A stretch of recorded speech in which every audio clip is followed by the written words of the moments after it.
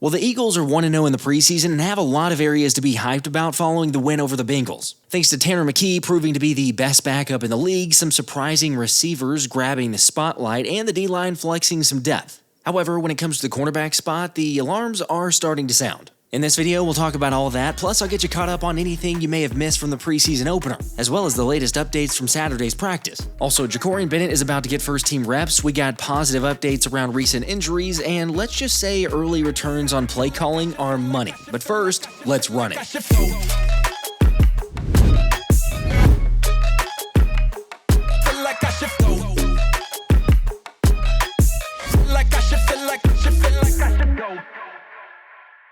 What's up, guys? How great was it to see the Eagles back in live action after, 6 months of no football? I mean, it's one of those things that you realize you need, but just don't fully comprehend the beauty of it until it happens.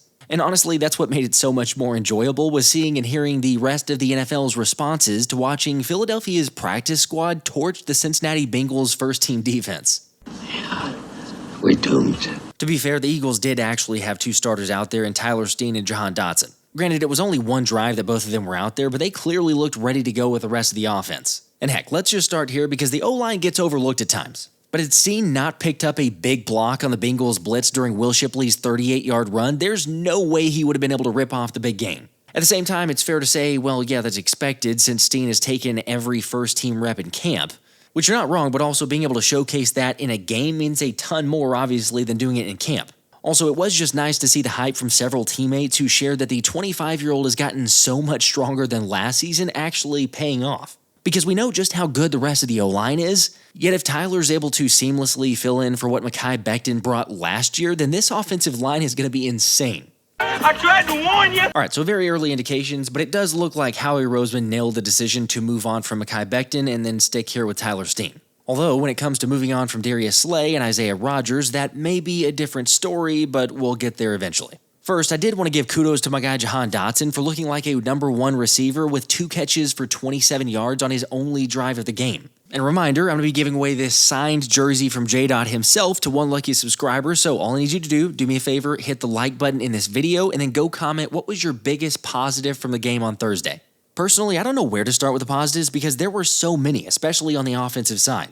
And I don't blame you if you throw out Kevin Patullo's name, since the operation was crisp, the tempo was sped up, and the play calling featured a very balanced attack. Just in case you were curious, out of the Eagles' 71 plays, they threw the ball 38 times and ran it 33 times. Which I think speaks to the fact that even though KP is a new offensive coordinator, there's a lot of built-in chemistry with the operation. Kevin and I have been doing that together for the last 5 years, and even going back to Indy. So that seemed very, very clean to me. You know, not only my communication with Kevin, but Kevin's communication back to me.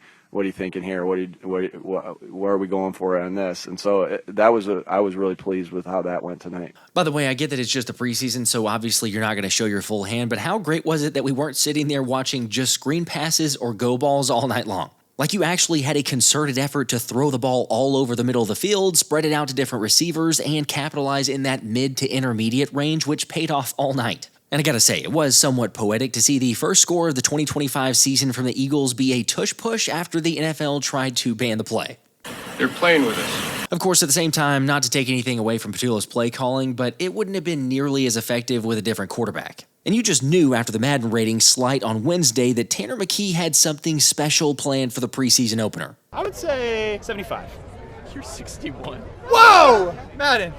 Come on, man. Hey, prove him wrong Thursday. Yeah, all right. Watch Thursday. Tune in. Be ready. Bump it up. I mean, it's almost not fair that even with all the mismatches the Birds already have on offense, you could very easily argue that the Eagles have the best backup in the NFL. How did you guys get so lucky? I don't know if I'd say it's luck, but it is pretty crazy when you think about the fact that Tanner McKee was the 188th player drafted and also, by the way, the 13th quarterback taken in the 2023 draft. Yet all the 25-year-old's done is continue to rise to the occasion whenever his number's called. Heck, his play last season against Dallas and in the season finale versus the Giants is what led to Howie Roseman moving on from Kenny Pickett this past offseason. And call it like it is, but this dude's just poised with a big arm and isn't ever afraid to let it rip. Just like we saw on Thursday night when he finished 20 for 25 for 252 yards and 2 touchdowns. along with a 139.5 passer rating, which is insane, to put up 27 points in just 6 drives. Again, not only was he sharp, but he did most of that with backups, and then not to mention the fact that Cincinnati played just about all their starters on defense. Oh yeah, FYI for those wondering, McKee's 252 passing yards are the most by an Eagles quarterback in a preseason game since Nate Sudfeld threw for 312 yards against the Patriots in 2018. But I'm sorry, no offense to Nate there, there's just something different about McKee's game. And in a league where everyone is desperately trying to find a starting caliber quarterback, you know Howie's getting calls and lots of them to see how much it'd take to trade for him. How much do you want? You know, I've been asking myself that same question since the game, and honestly, I don't think you trade him at all. Like, come on, Philly of all teams understands the importance of having a great backup quarterback. Plus, the Eagles already have 13 picks in next year's draft. I mean, do we really need another one? You think we need one more? You think we need one more? All right, we'll get one more. Not gonna lie, if a second-round pick was offered our way, I still would probably pass on that. I mean, I don't know, maybe that's crazy. You guys let me know your thoughts, but seriously, I mean, hypothetically speaking, if you're getting calls for Tanner, which Howie probably is, how much would it take for you to actually say, well, maybe let's think about it? Now, while you're letting me know that, at least we can finally put to rest those ridiculous notions thrown out by some people after Kyle McCord got drafted that, he'd be the QB2. Granted, nobody's perfect, everybody gets things wrong, and I gotta admit, telling you guys that you're gonna see Elijah Cooks as the 4th best wide receiver on the roster before the Bengals game didn't exactly go how I thought it would. Now, in my defense, Cooks had made plays every single day during camp, and was far and away the standout when it came to the receiver room, according to multiple beat writers. However, sadly, the 26-year-old suffered a shoulder injury on a special teams play that ended up getting him carted off to the locker room, and we never got to see him get reps in the offense. Now, always hate to see injuries, especially for a player like that had been making some noise. Thankfully, though, John Clark did report afterwards saying that Cook said that he was in good spirits, should be okay, thinks that he will, so maybe he avoided a long-term injury. Also on that same note, Sidney Brown suffered a shoulder/neck injury and was tested out for concussion after a low hit during the game, but doesn't appear to be anything major. In fact, based on Saturday's injury report from practice, Sidney Brown is a full go. And you'll notice the same for Drew Mukuba, so the competition is on here. Of course, Elijah Cooks was also held out of practice due to a shoulder, and guard Quinyon Green missed practice due to a shoulder injury he suffered on Thursday night as well. Along with the others not practicing being A.J. Brown with a hamstring, Charlie Hewlett with a neck, Montrell Johnson in a hamstring, Cameron Latu with a knee, and Byron Young with a groin. And then for the limited players, it's still Zach Bond with a back, Landon Dickerson a knee, and Terrace Marshall Jr. the knee. Again, probably precautionary for most of the guys, but it is noteworthy seeing Charlie Hewlett being downgraded to out with a neck injury. Anyway, back to the wide receiver spot. I have no problem admitting when I'm wrong, and Johnny Wilson definitely proved me wrong on Thursday night. Heck, this dude was not having a good camp and struggled to make any kind of consistent plays there. And to make matters worse, just appeared to be going through the motions at times in practice and leaving a bit to be desired. We're talking about practice. We ain't talking about the game. We're talking about practice, man. Maybe that's all he needed. Give him a bit more pressure and a meaningful situation, and Johnny balled out. Leaving Jimmy Kempski, like a lot of us, saying, go figure, Johnny Wilson does nothing in practice for 2+ weeks and then balls out in the game. I can't fully explain it. Sometimes preseason just be like that, although I will say, in one performance, Johnny might have just locked up a roster spot.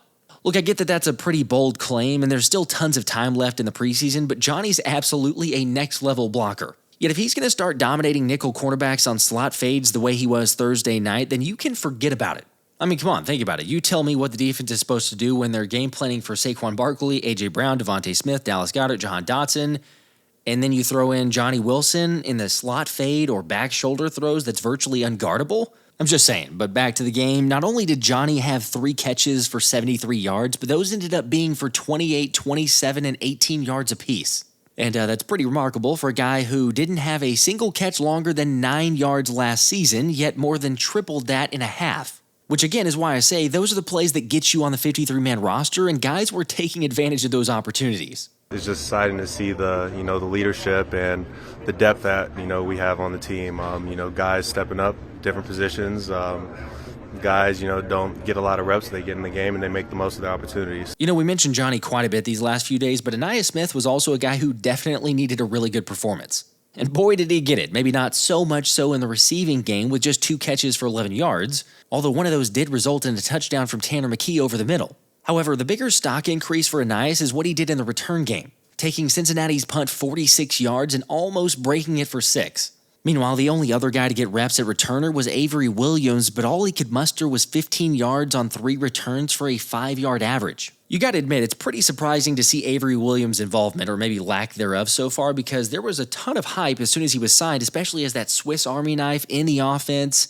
Sirianni obviously talked about it, but we've seen that before, but still, you kind of felt like he'd be that hybrid weapon they use in various instances, and we have not seen any of that, and then now he's kind of getting overshadowed at least by Ainias Smith from the first game. Granted, I suppose when you've got weapons like undrafted free agent Darius Cooper taking receiver reps, it's a little hard to get on the field.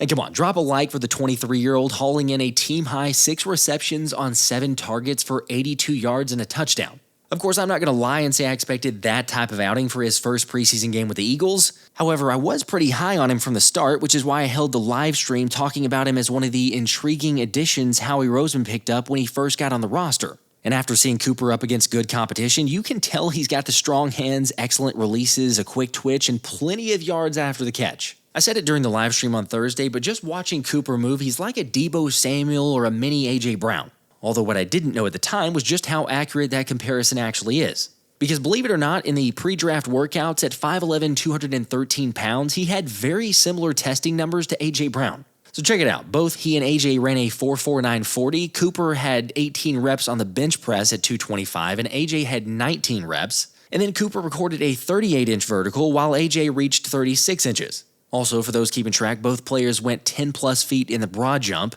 and Cooper's shuttle was actually faster than AJ's. Oh yeah, so go figure who Cooper's favorite player would be. Blessing. A.J. Brown is actually my favorite receiver.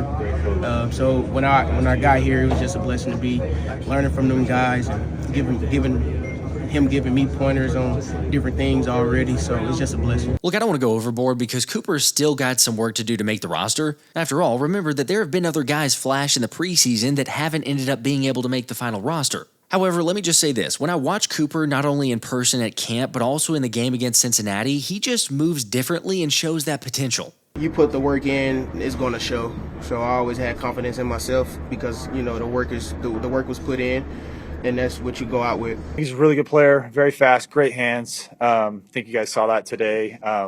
Can win one-on-one routes, which is huge in the NFL. If they're going to give you one-on-one on the outside, you got to take advantage of it. And so I think he did a great job of that for sure. Tanner McKee, he made a great call. He told me to just run a go ball. He threw it up, put it in the perfect spot. The line held up for him. You know, you can't be great without the greatness of others. So the line held up for him. He put the ball there, and we scored. Again, it's no wonder this dude was one of one across all college football when it comes to receiving yards. And the athleticism is clearly there. So just saying, it wouldn't surprise me if he made the final roster now. Especially when you take into account that Cooper got a lot more first-team reps at receiver on Saturday's practice and is starting to build rapport with Jalen Hurts. Of course, as I'm thinking about the final 53-man roster, it's difficult when you think about the wide receiver position. There's so many, you almost want to keep 7 of them, and it feels similar that way for the running back spot.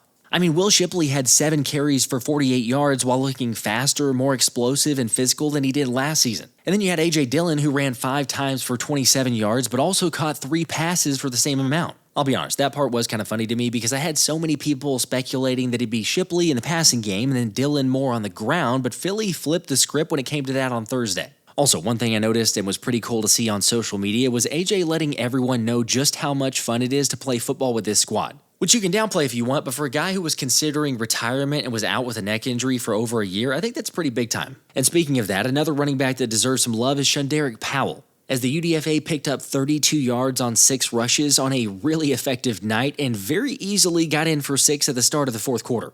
I'm telling you, he's one of those guys that we're going to wonder how he didn't make the roster when all is said and done, but the depth is just too good. Although while that position and many others are in a good spot with the depth, the cornerback position is a little bit worrisome. You know where I'm going with this, because sadly, Kelee Ringo and Adoree Jackson did not have good nights, with Jackson getting beat badly by Chase on an out that went for a first down on the first possession. And then Ringo ended up being out of position on a 23-yarder from Burrow to Chase down the left sideline. Now yes, that was bad, but the inexcusable part was the short pass to Chase on the following drive where Ringo flat out whiffed and then embarrassingly allowed Chase to turn it into a score. As somewhere at the precise moment in the press box, Vic Fangio had made up his mind. Take him if you want. I'm done with him. It was pretty awful, yet the counter-argument, and it does make some sense, Ja'Marr Chase makes a lot of defensive backs look silly. So I don't know, maybe don't completely give up on him. He's got to tackle. I'm not upset that the guy caught the ball on him. I'm upset that he didn't tackle him. and he's got to realize where he is on the field, use the sideline, realize who he's going against. You know, those are all things you got to process and factor in a millisecond. And he didn't do a good job of that in that play. But I expect him to learn from that, and I expect him to improve from that. Kelee had more balls thrown his way than Adoree did. But I think it's great that happened, and we'll see how much they can grow from that. Makes a good play, quick game, man. Overrun the tackle. And a good player makes a good play. So, yeah, just got to come out there and just approach a little bit better. You know? So that's it. Was there help inside, or was that just angles? No, it was zero. It was zero. So, no, sir, but, man, ultimately, you know, I just had to come out there and make a better play. That's really it. You know, it's saying something when Jakorian Bennett, the cornerback that we traded for from Las Vegas, actually improved his stock despite even getting on the field. Of course, we all understand that the evaluation is about more than one game, but there's a reason why the Eagles acquired Bennett. So watch the reps in the upcoming practices and the next preseason game, since that'll be really telling. By the way, to keep you up to date on that so far, Bennett started to get reps with a second-team defense in practice already, with a couple reporters noticing the competition level seems to have an uptick with a new cornerback on the field. And it really does feel like it's only a matter of time before we start to see Fangio getting some looks with Jakorian at the starter position. Possibly. I mean, everybody's got the right to compete out here. I think we need to get his feet under him and get our eyes on him and see what happens over the next few weeks. This is a winning organization, you know, and so just kind of having that culture, having that feeling, yeah, it's definitely different. And I just see an opportunity just to compete, man, and just do whatever I can and just help the team win, man, because at the end of the day, I know the type of player I am, man, and I just want to help the team win, man. I'm a team-first guy, so. For those who don't know you, what type of player are you? Man, I'm a guy that's going to do my job. I'm going to play hard. And, man, I'm just going to prepare the right way. And whatever the coach need me to do, I'm going to do it to the best of my ability. And, man, they go get a dog. Yep, I'm sold on the potential. I'm sorry, but just seeing that, what we've seen already, he's saying the right things. We need to see it, but just keep an eye out. The next couple practices, the next preseason game will tell us a whole lot. Also, when it comes to Eli Ricks, he didn't do too much to improve his position either in that battle, even going so far to tweet out an apology for his performance on Thursday. And to his credit, he made up for it during Saturday's practice by picking off Tanner McKee and returning it for a touchdown.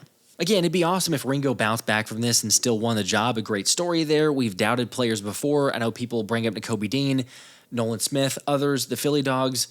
There's still a chance. You don't give up on him. But I also think that for people that were in denial about Howie Roseman and why he traded for Jakorian Bennett, it was not a depth move. Plus, like I say, it'd be one thing if it was just Jamar Chase. But Kelee and Adoree got worked by Charlie Jones. Sorry, who is this? Exactly. That statement there speaks for itself. And for those curious about the official stats, so for Kelee, he allowed 4 receptions on 4 targets for 79 yards and a touchdown with a perfect 158.3 passer rating, literally perfect, in 16 coverage snaps. Where on the flip side, Adoree Jackson gave up 4 receptions on 5 targets for 45 yards with a 104.2 passer rating in 16 coverage snaps. Like I say, who knows if Bennett can win the job, but he's going to get every opportunity to do so. Now look, on a positive note, in case you were concerned about trading away Thomas Booker and hurting the depth of the interior defensive line, I don't think you have to worry about that anymore. Heck, rookie Ty Robinson had 2 tackles, a sack, a tackle for loss, a quarterback hit, and a hurry. Not to mention Gabe Hall, who was probably the best defensive tackle on Thursday night as he constantly sliced through the Bengals' offensive line. I mean, obviously, Jalen Carter, Jordan Davis, and Moro Ojomo are the 3 locks, but between Robinson and Hall, there's an insane amount of depth in that spot. And the same for our linebackers, because Jeremiah Trotter Jr. played well, Smael Mondon had a good showing, and we got our first look at Jihaad Campbell, which we pretty much already confirmed this, but he's a freak. He's got the tight end and man coverage. So he's running with them right here, but then he feels the play underneath, and he goes and puts a little lick on Chase Brown. Okay, good. Now you watch him attack the center here. This is how you come and attack it. Bam, now he gets called for the hands to the face. All right, they'll clean that up. But still, he gets off the block. He does it over and over again. You watch him take on the guard here. Like, excellent with his hands, slide, skate, tackle. Bingo. All right, now here comes the tight end on a fold block. Tight end on a fold block, makes him whiff. Now he's square. Square, and now he's able to put a hit on the back right here. Now, they blitz the back right here. All right, now, he gets cut. He's got to protect himself better, but he bounces up like he's made of rubber. And then the play of the night for him was this. I mean, he does everything right here. All right, reacts to the ball in the air. Nice hit right here. Ball pops up. He wants this one so bad. Oh, does he want this bad? Like he had a chance for an interception in his first 15 plays, in his first NFL action.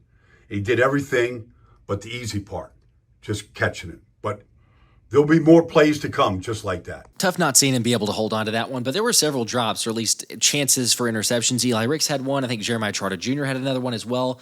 When it comes to Jihaad Campbell, though, I think the one thing that's clear is he's going to be that guy flying around on Sundays. Anyway, a couple other guys worth mentioning for helping their positions on defense were edge rusher Patrick Johnson and safety Andre Sam. Granted, Patrick Johnson had a really impressive sack get negated due to a penalty, but then ended up making an interception on the very next play. Now, I know Johnson was a cut last year and then claimed by the Giants. Yet the more you see of his tenacity combined with his ability on special teams, I think he may be better on special teams than defensively. I highly doubt that Howie Roseman's going to make the mistake of cutting him this year. And then when it comes to the safety spot, Anthony DeBona pointed out 2 impressive tackles on special teams, with Andre Sam showing a high-effort play when he chased down Bengals running back Gary Brightwell on a 71-yard kickoff return. And he also made several impressive tackles on the defensive side. Of course, taking into account the injury to Sidney Brown and the fact that rookie Drew Mukuba wasn't quite ready yet to play in the preseason, the speculation around Justin Simmons only continues to grow. Although personally, I still feel like Philly might try to get some more looks in their joint practices versus the Browns next week before ultimately making a decision to bring in another safety. How about you, though? 1 game in the books. We still got some time. Open practice, joint practices, 2 other preseason games. But is it time to make a move for safety now? Do you wait it out? Let me know in the comments. I'll tell you the spot that was lacking a bit on the offensive side, and that's the QB3 battle. Of course, to be fair, I get that it's a tough act to follow when Tanner McKee's the quarterback. Yet while Dorian Thompson-Robinson probably outplayed rookie Kyle McCord, there wasn't much to write home about, as DTR fired some absolute rockets at receivers from close range and missed some easier throws on the night. Meanwhile, McCord really looked like a deer in headlights, going 1 for 5 for 8 yards and an interception that was very nearly a pick six. Overall, though, hear me out. I'm really optimistic about both sides. The offensive side for sure, the defensive side as well. Yes, there's a couple concerns we got to figure out with corner and safety, but there's some depth at a lot of spots. And another small potential thing that got overlooked was seeing Braden Mann take a rep on one of the extra points in the second quarter. No, he wasn't holding it, he was actually kicking it. But by the way, if you're wondering why they do that, you never know if Jake gets injured and you need someone kicking extra points, so why not get some work in there? Anyway, as it is for all the uncertainties and areas of improvement, there's still plenty of time. And reminder, the Eagles have the open practice on Sunday, so I'll have all the latest and a recap from that on Monday. Also, shout out to you guys that hung out during the live stream. We ended up having over 60,000 viewers, 100,000 combined, but 60,000 viewers on the channel. Appreciate you guys. It was fun. It'd been too long, but it was really fun to get back together there. Make sure to like if you haven't, subscribe to the channel, share it out. Until next time, this has been the Philly Special.